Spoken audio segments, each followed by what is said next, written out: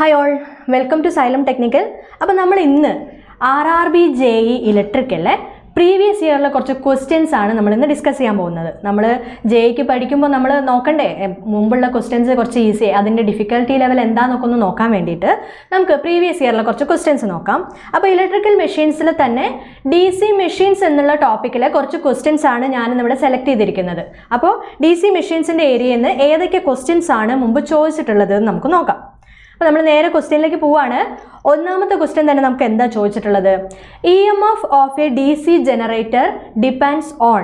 EMF DC ജനറേറ്ററിൻ്റെ EMF എന്തിനെല്ലാമാണ് depend ചെയ്യുന്നതെന്നല്ലേ ചോദിച്ചിട്ടുള്ളത്. അപ്പോൾ നമുക്ക് എന്ത് ഓർമ്മ വരണം? DC ജനറേറ്ററിൻ്റെ EMF ഇക്വേഷൻ ഓർമ്മ വരണം. അപ്പോൾ DC ജനറേറ്ററിൻ്റെ EMF ഇക്വേഷൻ എന്താണ്? DC ജനറേറ്ററിൻ്റെ EMF ഇക്വേഷൻ നിങ്ങൾക്ക് ഓർമ്മ ഉണ്ടോ? E is equal to 5ZN/60 into P/A എന്നല്ലേ? അതിൽ 5 എന്ന് പറഞ്ഞാൽ എന്താ? 5 എന്ന് പറഞ്ഞാൽ നമ്മുടെ ഫ്ലെക്സ് പെർ പോൾ ആണ്. Z എന്ന് പറഞ്ഞാൽ നമ്പർ ഓഫ് കണ്ടക്ടേഴ്സ് ആണ്. നമ്പർ ഓഫ് കണ്ടക്ടേഴ്സ് ആണ് Z. N എന്ന് പറഞ്ഞാൽ സ്പീഡ് ഇൻ RPM ആണ്. പിന്നെ P എന്താ? P എന്ന് പറഞ്ഞാൽ നമ്പർ ഓഫ് പോൾസ് അല്ലേ? നമ്പർ ഓഫ് പോൾസ് ഉണ്ട്. പിന്നെ A എന്ന് പറഞ്ഞാൽ നമ്പർ ഓഫ് പാരലൽ പാത്ത് ആണ്. നമ്പർ ഓഫ് പാരലൽ പാത്ത് എന്ന് പറഞ്ഞാൽ നിങ്ങൾക്ക് അറിയോ, പാരലൽ പാത്ത് ലാപ്പിനും വേവിനും വ്യത്യാസമുണ്ട്. ലാപ്പ് വൈൻഡിങ് ആണെങ്കിൽ പാരലൽ പാത്ത് എന്താ വരിക? 2 അല്ലേ വരിക. ലാപ്പ് വൈൻഡിങ് ആണെങ്കിൽ പാരലൽ പാത്ത് നമ്പർ ഓഫ് പോൾസിന് ഈക്വൽ. വേവ് ആണെങ്കിലാണ് നമുക്ക് എന്ത് വരിക? 2 വരിക. ഓക്കെ, അപ്പോൾ വേവ് വൈൻഡിങ് ആണെങ്കിൽ പാരലൽ പാത്തിൻ്റെ നമ്പർ എന്ന് പറയുന്നത് 2 ആണ്.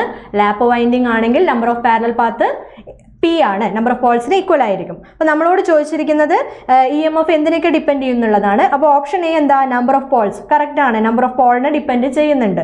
പിന്നെ നമ്പർ ഓഫ് പാരലൽ പാത്ത് ശരിയല്ലേ? നമ്പർ ഓഫ് പാരലൽ പാത്തിനെയും ഡിപ്പെൻഡ് ചെയ്യുന്നുണ്ട്, ഫ്ലെക്സ് പെർ പോളിനെയും ഡിപ്പെൻഡ് ചെയ്യുന്നുണ്ട്. അപ്പോൾ നമുക്ക് തന്നിരിക്കുന്ന 3 ഓപ്ഷൻസും കറക്റ്റ് ആണ്. അപ്പോൾ നമ്മൾ ഏത് എഴുതണം? Option D, all of the above വരും നമ്മളുടെ answer. Next question, a shunt generator running at 1000 RPM has generated EMF of 100 volt. If speed increased to 1200 RPM, then generated EMF will be. ഇതും എന്താണ്? നമുക്ക് EMF ഇക്വേഷൻ അറിയാമെങ്കിൽ solve ചെയ്യാൻ പറ്റുന്ന ഒരു question ആണ്.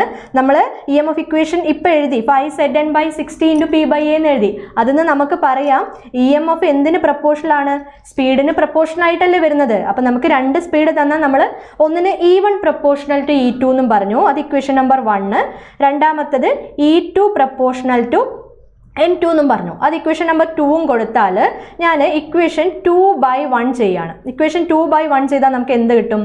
E2 divided by E1 is equal to N2 divided by N1 എന്ന് കിട്ടില്ലേ? അതിന് നമുക്ക് E2 കണ്ടുപിടിക്കണമെങ്കിൽ എന്ത് ചെയ്താൽ മതി? N2/N1 ഇൻറ്റു E1 ചെയ്താൽ മതി. അങ്ങനെ നമുക്ക് എല്ലാ വാല്യൂസും തന്നിട്ടില്ലേ? N2 എത്രയാണെന്ന് തന്നിട്ടുണ്ട്? 1200. N1 ഇനീഷ്യലി അത് 1000 ആയിരുന്നു. ഇൻറ്റു E1 എത്രയാണ്? 100 ആണ്. ഇത് പെട്ടെന്ന് സോൾവ് ചെയ്യാൻ പറ്റിയ ടേംസുകളാണ് തന്നത്. അതുകൊണ്ട് നമുക്ക് പെട്ടെന്ന് തന്നെ ആൻസർ കിട്ടി. എത്ര കിട്ടി? 120 വോൾട്ട് എന്ന് കിട്ടിയ ആൻസർ. ഓക്കെ, അപ്പോൾ 120 വോൾട്ടാണ് നമ്മളുടെ correct answer. Next question, winding of interpoles are connected in dash with armature. നമ്മൾ ഇന്റർപോൾസ് ഉണ്ട് DC ജനറേറ്ററിൻ്റെ കേസിൽ, DC മെഷീൻ്റെ കേസിൽ നമ്മൾ ഇന്റർപോൾസ് എന്തിനാണ് യൂസ് ചെയ്യുന്നത്? നമുക്ക് ആർമേച്ചർ റിയാക്ഷൻ്റെ എഫക്റ്റ് ഒക്കെ കുറയ്ക്കാൻ വേണ്ടിയിട്ട് നമ്മൾ യൂസ് ചെയ്യുന്ന ഒരാളാണ് ഇന്റർപോൾസ്. അപ്പോൾ ആർമേച്ചർ റിയാക്ഷൻ്റെ എഫക്റ്റ് ഒക്കെ കുറയ്ക്കണമെങ്കിൽ ആർമേച്ചർ കറണ്ട് കംപ്ലീറ്റ് ചെയ്ത് കൂടെ പോകേണ്ടി വരും, ഇന്റർപോൾസിലും എഫക്റ്റ് ചെയ്യേണ്ടി വരും. അപ്പം നമ്മൾ എങ്ങനെ കണക്ട് ചെയ്യണം? ആർമേച്ചറുമായിട്ട് സീരീസ് കണക്ട് ചെയ്താലാണ് ആ ഫുൾ വാല്യൂ കറണ്ട് ഇന്റർപോൾസിൻ്റെ അതിലേയും പോവുക. അപ്പം നമ്മൾ ഏത് കൊടുക്കേണ്ടി വരും? ആർമേച്ചറുമായിട്ട് സീരീസ് ആയിട്ടാണ് നമ്മൾ ഏത് കണക്ട് ചെയ്യേണ്ടി വരിക? ഇന്റർപോൾസ് കണക്ട് ചെയ്യേണ്ടി വരിക. അപ്പോൾ ബോത്ത് സീരീസ് പാരലൽ അതൊന്നും കറക്റ്റ് അല്ല. നമുക്ക് ഏത് ആൻസർ വരും? ആർമേച്ചറുമായിട്ട് സീരീസ് ആയിട്ട് വേണം നമ്മൾ ഇന്റർപോൾസിനെ കണക്ട് ചെയ്യാൻ. Next question, paramagnetic materials are. ഈ മാഗ്നറ്റിക് പ്രോപ്പർട്ടി എന്ന് പറയുന്നത് നമുക്ക് DC മെഷീൻസിൻ്റെ ഏരിയയിൽ വരുന്ന ക്വസ്റ്റ്യൻസ് ആണ് കേട്ടോ. അപ്പോൾ പാരാമാഗ്നറ്റിക് മെറ്റീരിയൽസിൻ്റെ പ്രത്യേകത എന്താ? നമുക്ക് മാഗ്നറ്റിക് മെറ്റീരിയൽ 3 ടൈപ്പ് ഉണ്ട്. ഒന്ന് ഡയാമാഗ്നറ്റിക് ഉണ്ട്, പിന്നെ പാരാമാഗ്നറ്റിക് ഉണ്ട്, പിന്നെ സ്ട്രോങ് ആയിട്ടുള്ള മാഗ്നറ്റിക് ഏതാ വരുന്നത്? ഫെറോ മാഗ്നറ്റിക് ഉണ്ട്. അപ്പോൾ നമ്മൾ ഫെറോ മാഗ്നറ്റിക് നമുക്കറിയാം, മാഗ്നറ്റിക് ഫീൽഡിൽ വെച്ചാൽ ഫെറോ മാഗ്നറ്റിക് എന്താവും, അട്രാക്റ്റഡ് ആവും, സ്ട്രോങ്ലി അട്രാക്റ്റഡ് ആവും, അല്ലെങ്കിൽ പെട്ടെന്ന് മാഗ്നറ്റൈസ് ആവുന്ന ആളാണ് ഫെറോ മാഗ്നറ്റിക്. അതിന് നേരെ ഓപ്പോസിറ്റ് റിപ്പൽ ചെയ്യുന്ന ആളാണ് ഏത് വരുന്നത്, ഡയാമാഗ്നറ്റിക് വരുന്നത്. അപ്പോൾ അതിൻ്റെ രണ്ടിൻ്റെ നടുക്ക് എന്ന് പറയാം, അതല്ലെങ്കിൽ ചെറുതായിട്ടൊന്ന് അട്രാക്ഷൻ, ചില ഡൈപോൾസ് മാത്രം അലൈൻ ചെയ്തു വരും. മാഗ്നറ്റിക് ഫീൽഡിൽ വെക്കുമ്പോൾ ഈ പാരാമാഗ്നറ്റിക് മെറ്റീരിയലിൻ്റെ ചില ഡൈപോൾസ് മാത്രം മാഗ്നറ്റിക് ഫീൽഡിൻ്റെ ഡയറക്ഷനിൽ അലൈൻ ചെയ്തു വരും. അതുകൊണ്ട് ചെറിയൊരു മാഗ്നറ്റിക് ഫീൽഡേ അതിൻ്റെ ഉള്ളിൽ പ്രൊഡ്യൂസ് ചെയ്യുള്ളൂ. നമ്മൾ ഇത് ഒഴിവാക്കുമ്പോൾ അപ്പം തന്നെ ആ മാഗ്നറ്റിക് ഫീൽഡ് പോവുകയും ചെയ്യും. മാഗ്നറ്റിക് ഫീൽഡ് ഒഴിവാക്കുമ്പോൾ ആ മാഗ്നറ്റിക് ഇത്തിരി മാഗ്നറ്റിക് ഫീൽഡ് ഉണ്ടായത് അത് പോവുകയും ചെയ്യും. അപ്പോൾ നമുക്ക് ഇതിനെ എങ്ങനെ പറയാം, പാരാമാഗ്നറ്റിക് എന്ന് പറഞ്ഞാൽ weakly attracted by the magnet എന്ന് പറയാം. സ്ട്രോങ്ലി അട്രാക്ട് ചെയ്യുന്നത് ഫെറോ മാഗ്നറ്റിക് ആണ്.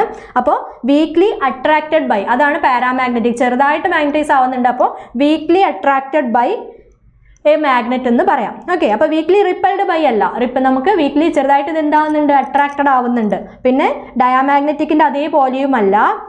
പിന്നെ produced by heating iron above the Curie എന്നൊരു ഓപ്ഷൻ തന്നിട്ടുണ്ട്. നമ്മൾ അയൺ എന്ന് പറഞ്ഞാൽ ഒരു ഫെറോമാഗ്നറ്റിക് മെറ്റീരിയലാണ്. ആ ഫെറോമാഗ്നറ്റിക് മെറ്റീരിയലിൻ്റെ ടെമ്പറേച്ചർ നമ്മൾ കൂട്ടി ക്യൂരി പോയിന്റിനേക്കാളും കൂട്ടിയാൽ അത് എന്താവും, പാരാമാഗ്നറ്റിക്കിലേക്ക് മാറും. പക്ഷേ അത് പ്രൊഡ്യൂസ് ചെയ്യുന്നത് അങ്ങനെയാണെന്ന് നമുക്ക് പറയാൻ പറ്റില്ല. അതുകൊണ്ട് ആ ഓപ്ഷൻ കറക്റ്റ് അല്ല. നമുക്ക് ഇതിൽ കറക്റ്റായിട്ട് വരുന്ന ഓപ്ഷൻ ഏതാ വരുന്നത്, weakly attracted by the magnet എന്നുള്ളതാണ് വരിക. ഇനി next question, the commutator of D C generator act as. എന്താണ് ഈ കമ്മ്യൂട്ടേറ്റർ എന്ന് പറഞ്ഞാൽ, ഡി സി മെഷീനിൽ നമ്മൾ എന്തിനു വെച്ച് കൊടുക്കുന്നതായിരുന്നു, ഡി സി മെഷീനിലുള്ള ഒരാളാണ് കമ്മ്യൂട്ടേറ്റർ സെഗ്മെന്റ്. നമുക്കറിയാം ഡി സി ജനറേറ്ററിൻ്റെ ഉള്ളിലൊക്കെ ജനറേറ്റ് ചെയ്യുന്നത് എന്താണ്, എ സി ആണ്. നമുക്ക് എന്തിനെ ജനറേറ്റ് ചെയ്യാൻ പറ്റുക, A സിനല്ലേ.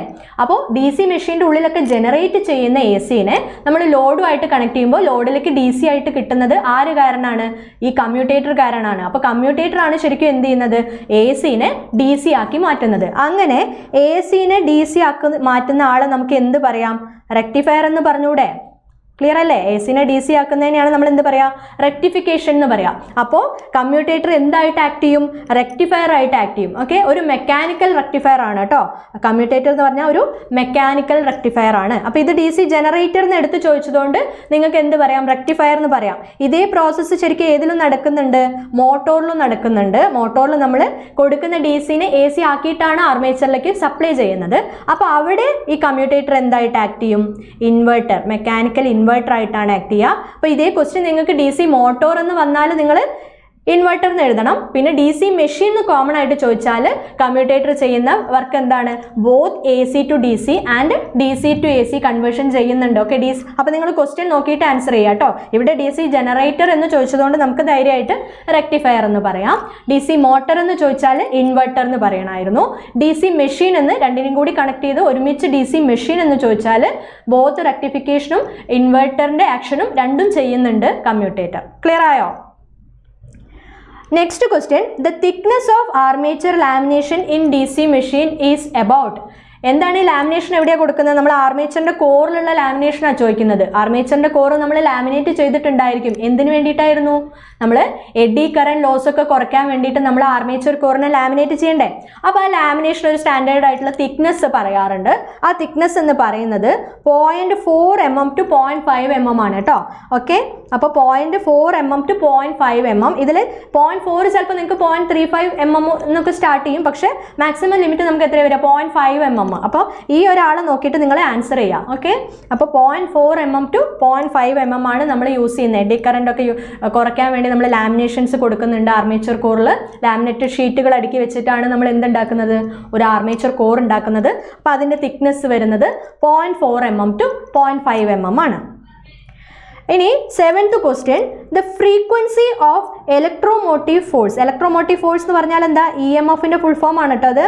E M F generated by generator depends on frequency of E M F generated by a generator. ജനറേറ്ററിൽ എന്തുണ്ടാവുന്നുണ്ട്, ഇൻഡ്യൂസ്ഡ് ഇ എം എഫ് ഉണ്ടാവുന്നുണ്ട്. ആ ഇൻഡ്യൂസ്ഡ് ഇ എം എഫിന് ഒരു ഫ്രീക്വൻസി ഉണ്ടാവുമല്ലോ. ആ ഫ്രീക്വൻസി എന്തിനൊക്കെ ഡിപ്പെൻഡ് ചെയ്യും. അപ്പോൾ നമ്മൾ അതിനൊരു ഇക്വേഷൻ നമുക്ക് ഓർമ്മ ഉണ്ടോ, നിങ്ങൾ പഠിച്ച ഓർമ്മ ഉണ്ടോ, n = 120 f/p എന്നുള്ള ഇക്വേഷൻ ഓർമ്മ ഉണ്ടോ. നമ്മൾ മെഷീനെ കറക്കുന്ന സ്പീഡാണ് n, അവിടെ ഉണ്ടാകുന്ന ഇൻഡ്യൂസ്ഡ് ഇ എം എഫിൻ്റെ ഫ്രീക്വൻസി എഫും നമ്പർ ഓഫ് പോൾസിനെയാണ് നമ്മൾ എന്ത് പറയുക പി എന്ന് പറയുക. അപ്പോൾ അതിലെ ഫ്രീക്വൻസി എന്തിനെ ഡിപ്പെൻഡ് ചെയ്യും എന്നാണ് ചോദിച്ചത്. അപ്പോൾ ഞാൻ ഇതിനെ മാറ്റിയിട്ട് Pn/120 എന്നാക്കി. അപ്പോൾ നമുക്ക് നേരിട്ട് പറയാം ഫ്രീക്വൻസി നമ്പർ ഓഫ് പോൾസിനെ ഡിപ്പെൻഡ് ചെയ്യുന്നുണ്ട്, സ്പീഡിൻ റെവല്യൂഷൻ പെർ മിനിറ്റിലുള്ള RPMലുള്ള സ്പീഡിനെയും ഡിപ്പെൻഡ് ചെയ്യുന്നുണ്ട്. അപ്പോൾ നമ്മൾ ഓപ്ഷൻസ് രണ്ടും തന്നിട്ടുണ്ട്. സ്പീഡും കറക്റ്റാണ്, നമ്പർ ഓഫ് പോൾസും കറക്റ്റാണ്. അപ്പോൾ നമ്മുടെ ആൻസർ എന്ത് വരും? ബോത്ത് A ആൻഡ് C എന്നുള്ളത് വരും നമ്മുടെ ആൻസർ. അടുത്ത question, in DC machine iron losses cause. Iron loss എന്തൊക്കെ കോസ് ചെയ്യും എന്നാണ് നമ്മളോട് ചോദിച്ചത്. അയൺ ലോസ് ഉണ്ടാക്കുന്നത് ആരൊക്കെയാണ്? എഡ്ഡി കറന്റ് ലോസും ഹിസ്റ്ററിസിസ് ലോസും കാരണമാണ് നമ്മൾ അതിന് രണ്ടിനും കൂടിയാണ് നമ്മൾ എന്ത് പറയുക ഒരു മെഷീൻ്റെ അയൺ ലോസ് എന്ന് പറയാം. അപ്പോൾ അയൺ ലോസസ് എന്ത് ഫോമിലാണ് ശരിക്കും നമുക്ക് ജനറേറ്റ് ചെയ്യുന്നത്? ഹീറ്റിൻ്റെ ഫോമിലാണ് ലോസസ് ഉണ്ടാവുന്നത്. അപ്പോൾ ഹീറ്റിംഗ് ഓൺ കോർ ഉണ്ടാവില്ലേ, ഒരു മെഷീനിൽ അയൺ ലോസ് ഉണ്ടാവുക എന്ന് പറഞ്ഞാൽ ആ കോർ എന്താവും? ഹീറ്റ് ചെയ്യും. പിന്നെ ഹീറ്റ് ചെയ്തിട്ട് അത് ലോസ് ആയിട്ട് പോവുകയാണ് ചെയ്യുന്നത്, നമുക്ക് യൂസ്ഫുൾ ആയിട്ട് കിട്ടുകയല്ല ചെയ്യുന്നത്. അപ്പോൾ ലോസ് ആയിട്ട് പോകുമ്പോൾ അതിൻ്റെ ആ മെഷീൻ്റെ എഫിഷ്യൻസി കുറയില്ലേ. അപ്പോൾ ഈ ആൻസർ ഓപ്ഷൻ ബിയും എന്താണ്? കറക്റ്റ് ആണ്. പിന്നെ ഓപ്ഷൻ സി എന്താ? Rice in temperature of ventilating air അല്ലേ, കോറിൻ്റെ ടെമ്പറേച്ചർ കൂടുന്നുണ്ട്, അപ്പോൾ അതിൻ്റെ കറസ്പോണ്ടിങ് ആയിട്ടുള്ള വെന്റിലേറ്റിംഗ് എയറിൻ്റെ ടെമ്പറേച്ചറും കൂടില്ലേ. അപ്പോൾ ഈ ഓപ്ഷനും കറക്റ്റ് ആണ്. അപ്പോൾ നമുക്ക് ഓൾ ദ മെൻഷൻഡ് എന്നുള്ളത് വരും ആൻസർ. അപ്പോൾ ഇതിൻ്റെ answer option D, all the mentioned. 9th question, in DC generator wave winding is used for which type of machine? Wave winding, നമുക്ക് ആർമേച്ചർ വൈൻഡിങ്, വേവ് വൈൻഡിങ്ങും ഉണ്ട്, ലാപ്പ് വൈൻഡിങ്ങും ഉണ്ട് അല്ലേ. അതിൽ എവിടെയാണ് ഇവരുടെ അപ്ലിക്കേഷൻ വരുന്നത്? വേവ് വൈൻഡിങ് എന്ന് വെച്ചാൽ വേവ് വൈൻഡിങ്ങിൽ നമ്പർ ഓഫ് പാരലൽ പാത്ത് എത്രയാണ് വരുന്നത്? 2 അല്ലേ വരുള്ളൂ. വേവ് വൈൻഡിങ്ങിൽ നമ്പർ ഓഫ് പാരലൽ പാത്ത് എത്രയേ വരുള്ളൂ? 2 വരുള്ളൂ. അപ്പോൾ 2 വരാമെന്ന് പറഞ്ഞാൽ നമുക്ക് ഇതിലൂടെ കറണ്ടിന് പോകാൻ 2 വഴിയേ വരുന്നുള്ളൂ. അപ്പോൾ നമ്മൾ ഇത് ഏത് ആപ്ലിക്കേഷനാണ് ഉപയോഗിക്കുക? Low current. Okay, low current application. Current low ആണെങ്കിൽ വോൾട്ടേജ് എന്തായിരിക്കും? High voltage. ഓക്കെ, അപ്പോൾ ലോ കറണ്ട് ഹൈ വോൾട്ടേജ് ആപ്ലിക്കേഷനാണ് നമ്മൾ ഏത് ഉപയോഗിക്കുക? വേവ് വൈൻഡിങ് യൂസ് ചെയ്യുക. ക്ലിയർ ആയോ? അപ്പോൾ ലോ വോൾട്ടേജ് ഹൈ കറണ്ട് എന്ന് വരുന്ന ഓപ്ഷൻ ഏതാ നമുക്ക് വരുന്നത്? 9th low current. Okay, low current high voltage. അപ്പോൾ നമ്മുടെ answer option A, high voltage low current എന്നുള്ളത് വരും. ഇതേ സാധനം നമുക്ക് ലാപ്പ് ആയിരുന്നെങ്കിൽ എന്ത് വരുമായിരുന്നു? ലാപ്പിന് ഇപ്പം 4 പോൾ മെഷീൻ ആണെങ്കിൽ നമുക്ക് എന്ത് വരും? 4 പാരലൽ പാത്ത് വരും. ലാപ്പിന് 4 പാരലൽ പാത്ത് വരില്ലേ. അപ്പോൾ 4 പാരലൽ പാത്ത് വരിക എന്ന് പറഞ്ഞാൽ ഈ 4 വഴി എന്തിനു പോവാം? കറണ്ടിന് പോകാൻ പറ്റുന്നുണ്ട്. അപ്പം നിങ്ങൾക്ക് ഓർത്ത് വെക്കാം എന്താ അത്? ഹൈ കറണ്ട് അതിൽ കൊടുക്കാൻ പറ്റും. ഹൈ കറണ്ട് ലോ വോൾട്ടേജ് ആപ്ലിക്കേഷനാണ് ഏത് യൂസ് ചെയ്യുക? ലാപ്പ് യൂസ് ചെയ്യുക. അപ്പോൾ ഈ ക്വസ്റ്റ്യൻ ഇങ്ങനെ ട്വിസ്റ്റ് ചെയ്ത് പല സ്ഥലത്തും മാറി മാറി ചോദിക്കാറുണ്ട് കേട്ടോ. ഇനി 10th question, A DC shunt generator is. DC shunt generator എന്ന് പറഞ്ഞാൽ എന്താ? ഒരു ആർമേച്ചർ ഉണ്ട്, ആർമേച്ചറുമായിട്ട് പാരലൽ ആയിട്ട് നമ്മൾ എന്തിനെ കണക്ട് ചെയ്യും? ഫീൽഡിനെ കണക്ട് ചെയ്യും. ഫീൽഡിനെ, അപ്പോൾ ജനറേറ്റർ ആണ് ചോദിച്ചത്. അപ്പോൾ നമുക്ക് ഫീൽഡിനെ ഇങ്ങനെ കണക്ട് ചെയ്താൽ നമുക്ക് ഷണ്ട് ജനറേറ്റർ എന്താണെന്ന് പറയാം? ഷണ്ടിൻ്റെ ഫീൽഡ് വൈൻഡിങ് നമ്മൾ ആർമേച്ചറുമായിട്ട് തന്നെ കണക്ട് ചെയ്തിരിക്കില്ലേ. അങ്ങനെ ആർമേച്ചറിന് ഒരു പോർഷൻ എടുത്തിട്ട് ഫീൽഡിലേക്ക് കൊടുക്കുകയാണെങ്കിൽ അങ്ങനത്തെ മെഷീനെയാണ് നമ്മൾ എന്ത് പറയുക? സെൽഫ് എക്സൈറ്റഡ് എന്ന് പറയാം. നമ്മൾ പുറത്തുനിന്ന് വേറൊരു എക്സൈറ്റേഷൻ കൊടുക്കേണ്ട ആവശ്യമില്ല. അപ്പോൾ ഷണ്ട് ജനറേറ്റർ എന്താണ്? സെൽഫ് എക്സൈറ്റഡ് ജനറേറ്റർ ആണെന്ന് പറഞ്ഞൂടെ. അതേപോലെ സെൽഫ് എക്സൈറ്റഡിൽ വരുന്ന വേറൊരു ജനറേറ്റർ ഏതാണ്? സീരീസ് ജനറേറ്റർ ഉണ്ട്. പിന്നെ 2 ഷണ്ടും സീരീസും കൂടി വരുന്ന കോമ്പൗണ്ട് ജനറേറ്റേഴ്സും ഉണ്ട് അല്ലേ. ഫീൽഡ് സെപ്പറേറ്റ് ആയിട്ട് കൊടുക്കുന്ന ആളെ നമ്മൾ സെപ്പറേറ്റ്ലി എക്സൈറ്റഡ് എന്ന് പറയും. ഫീൽഡ് ആർമേച്ചറുമായിട്ട് പാരലായിട്ടോ സീരീസ് ആയിട്ടോ എങ്ങനെയെങ്കിലും കണക്ഷൻ വരുന്ന ആളെയാണ് നമ്മൾ എന്ത് പറയുക? സെൽഫ് എക്സൈറ്റഡ് എന്ന് പറയുക. അപ്പോൾ സെൽഫ് എക്സൈറ്റഡിൽ വരുന്ന ജനറേറ്റേഴ്സ് ആണ് series generator, shunt generator, compound generator. അതിൽ ഷണ്ട് ഏതാണെന്നാണ് ചോദിച്ചത്. അപ്പോൾ നമുക്ക് ഏത് വരും? Answer option A, self excited generator ആണ് ഷണ്ട് എന്ന് വരും. Okay, next question, relative permeability of a substance is less than the permeability of free space is known as.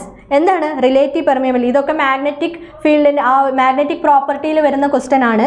Relative പെർമിയബിലിറ്റിനെ നമ്മൾ μr എന്നാലേ റെപ്രസെൻറ്റ് ചെയ്യുക. പെർമിയബിലിറ്റി എന്ന് പറഞ്ഞാൽ എന്താ? ഒരു മെറ്റീരിയലിന് ഫ്ലെക്സിനെ കടത്തി വിടാനുള്ള കഴിവിനെയാണ് നമ്മൾ എന്ത് പറയുക? പെർമിയബിലിറ്റി എന്ന് പറയുന്നത്. അപ്പോൾ റിലേറ്റീവ് പെർമിയബിലിറ്റി എന്ന് പറഞ്ഞാൽ ആരുമായിട്ട് റിലേറ്റഡാ? Air. With respect to air ഓരോ മെറ്റീരിയലിനും വരുന്ന പെർമിയബിലിറ്റിനെയാണ് നമ്മൾ എന്ത് പറയുക? റിലേറ്റീവ് പെർമിയബിലിറ്റി എന്ന് പറയാം. അപ്പോൾ റിലേറ്റീവ് പെർമിയബിലിറ്റി ഓഫ് എയർ എന്തായിരിക്കും? വിത്ത് റെസ്പെക്ട് ടു എയർ, അല്ലെങ്കിൽ എയറിനെയാണ് നമ്മൾ എന്ത് പറയുന്നത്? ഫ്രീ സ്പേസ് എന്ന് പറയുന്നത്. അപ്പോൾ with respect to free space free സ്പേസിൻ്റെ റിലേറ്റീവ് പെർമിയബിലിറ്റി എന്താ 1 ആണെന്ന് പറഞ്ഞൂടെ, ആ റേഷ്യോ 1 അല്ലേ വരാം. അപ്പോൾ ആ 1 ഫ്രീ സ്പേസിൻ്റെ റിലേറ്റീവ് പെർമിയബിലിറ്റി 1 ആണ്. അതിനേക്കാളും കുറവുള്ളത് ലെസ് ദാൻ 1 പെർമിയബിലിറ്റി ഉള്ള മെറ്റീരിയൽ ഏതാണെന്നാണ് ചോദിച്ചത്. അത് നമുക്ക് ഏത് വരും? ഡയാമാഗ്നറ്റിക് മെറ്റീരിയൽ എന്ന് വരും ആൻസർ. കാരണം എന്താ, ഇയാൾ മാഗ്നറ്റിക് ഫീൽഡിനെ ഫ്ലെക്സിനെ കടത്തി വിടുന്നില്ലല്ലോ. അപ്പോൾ ലെസ് ദാൻ 1 ഉള്ള ആളാണ് ആര് വരുന്നത്? ഡയാമാഗ്നറ്റിക് എന്ന് പറയുന്നത് കേട്ടോ. അപ്പോൾ നമ്മളോട് ഇവിടെ ലെസ് ദാൻ ഫ്രീ സ്പേസിനേക്കാളും ലെസ് ദാൻ പെർമിയബിലിറ്റി ഉള്ള മെറ്റീരിയൽ ഏതാണെന്നാണ് ചോദിച്ചത്. അപ്പോൾ നമ്മളുടെ ആൻസർ എന്ത് വരും? ഡയാമാഗ്നറ്റിക് എന്ന് വരും. ക്ലിയർ ആയോ? ഇനിയിപ്പോൾ ഫെറോമാഗ്നറ്റിക്കും പാരാമാഗ്നറ്റിക്കും എന്താണ്? ഗ്രേറ്റർ ദാൻ 1 ആണ്. പാരാമാഗ്നറ്റിക് 1നേക്കാൾ കുറച്ചും കൂടി കൂടുള്ളൂ. ഇതെന്തായിരിക്കും? ഒരുപാട് ഗ്രേറ്റർ ദാൻ 1 ആയിരിക്കും. പെർമിയബിലിറ്റിയുടെ ഓർഡർ പഠിച്ചു വെക്കുക. പെർമിയബിലിറ്റി ലെസ് ദാൻ 1 ഉള്ളത് ഡയാമാഗ്നറ്റിക്, ഈക്വൽ ടു 1 ഉള്ളത് free space, greater than just greater than 1 ഉള്ളതാണ് പാരാമാഗ്നറ്റിക്, 1നേക്കാൾ ഒരുപാട് ഗ്രേറ്റർ ആയിട്ടുള്ളതാണ് ഫെറോമാഗ്നറ്റിക്. ക്ലിയർ ആയില്ലേ? ഇനി the armature winding is connected to external power source through A.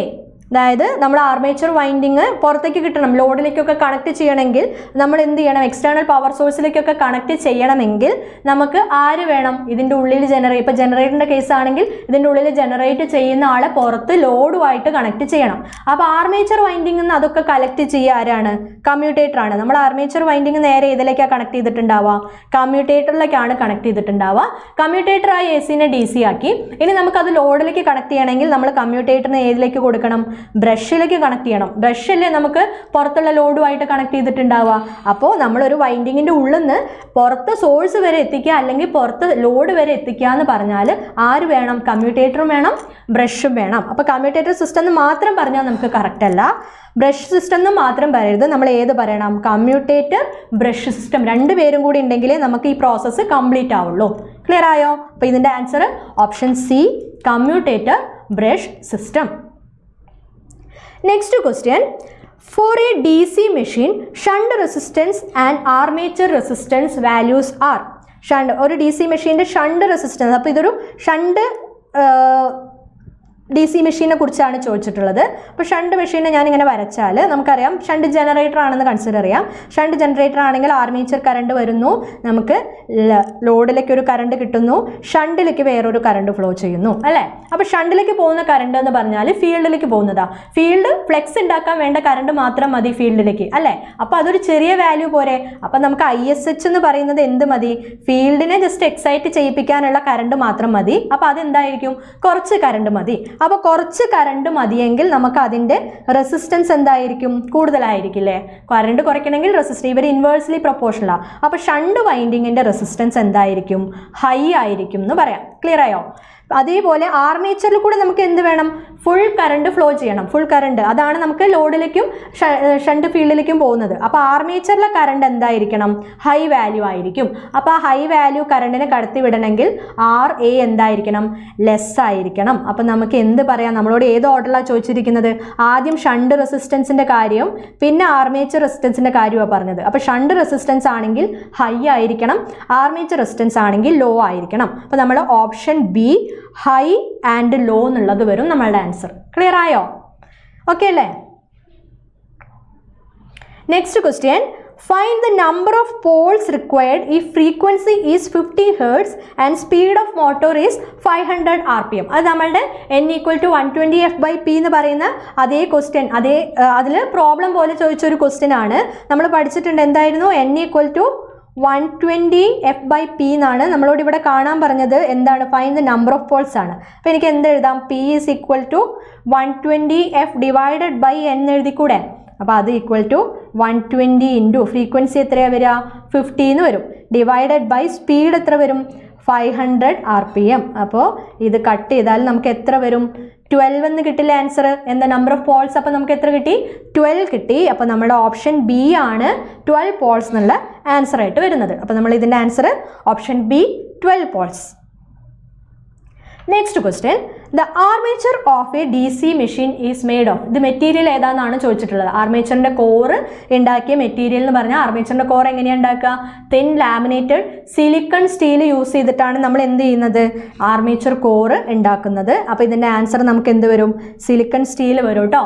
Thin സ്റ്റീലിൻ്റെ കൂടെ നമ്മൾ സിലിക്കണും കൂടി ആഡ് ചെയ്തു. 5 to 10% നമ്മൾ കുറച്ച് സിലിക്കണും കൂടി ആഡ് ചെയ്യും. സിലിക്കൺ ആഡ് ചെയ്താൽ നമുക്ക് എഡി കറണ്ട് പിന്നെയും കുറയ്ക്കാനൊക്കെ പറ്റും. റെസിസ്റ്റിവിറ്റി ഒക്കെ നമുക്ക് എന്ത് ചെയ്യും, കൂടും. അപ്പോൾ അങ്ങനെയുള്ളൊരു മെറ്റീരിയലാണ് സിലിക്കൺ. അപ്പോൾ സിലിക്കൺ ആഡ് ചെയ്തിട്ടുള്ള സ്റ്റീലാണ് നമ്മൾ ഏതിൽ യൂസ് ചെയ്യുന്നത്, ആർമേച്ചറിൻ്റെ കോറായിട്ട് യൂസ് ചെയ്യാം.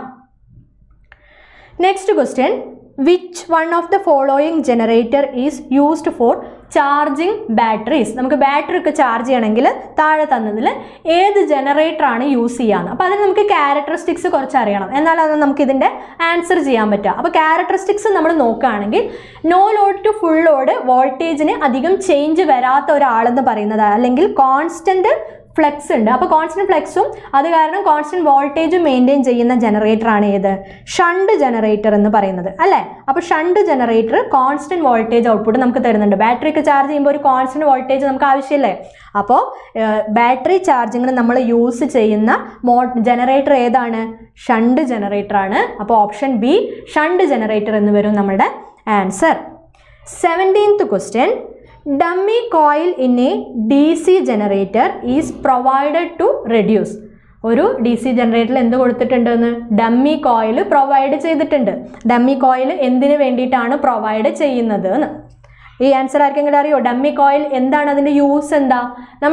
നമുക്ക് ആർമേച്ചറിൽ ഒരു 30 സ്ലോട്ടുള്ള ആർമേച്ചർ ഉണ്ട്. പക്ഷേ എനിക്ക് റിക്വയർഡ് ആയിട്ടുള്ള ഇൻഡ്യൂസ്ഡ് EMF കിട്ടണമെങ്കിൽ എനിക്കൊരു 25 കണ്ടക്ടർ മതി. ക്ലിയർ ആയോ?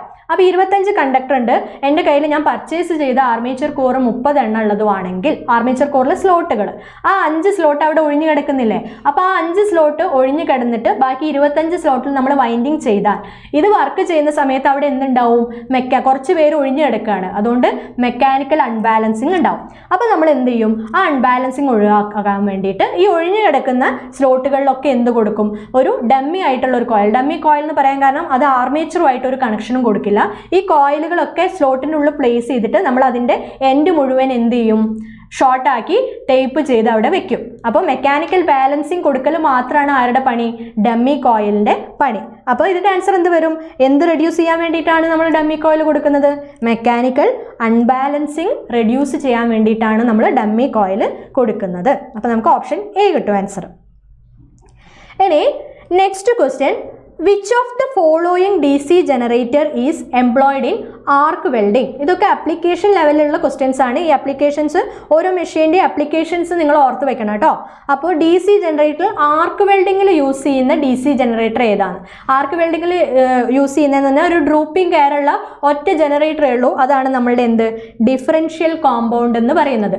ഡിഫറൻഷ്യൽ കോമ്പൗണ്ട് ജനറേറ്റർ ആണ് നമ്മൾ എന്തിൽ യൂസ് ചെയ്യുന്നത്, ആർക്ക് വെൽഡിങ്ങിൽ യൂസ് ചെയ്യുന്നത്.